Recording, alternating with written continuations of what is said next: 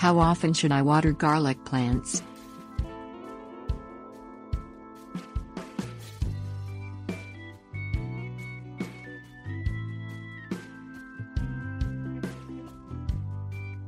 Consequences of underwatering garlic.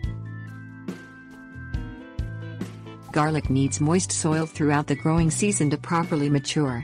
A thorough watering once every 7 days should be enough to maintain proper plant growth.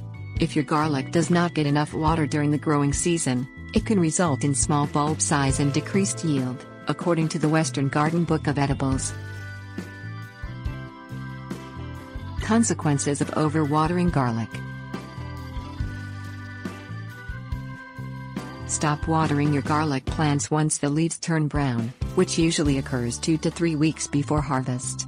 Overwatering of garlic leads to burst skins, splitting, mold and garlic that won't last long in storage.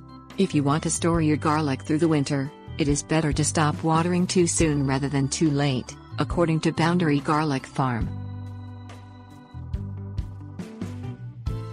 Bottom line.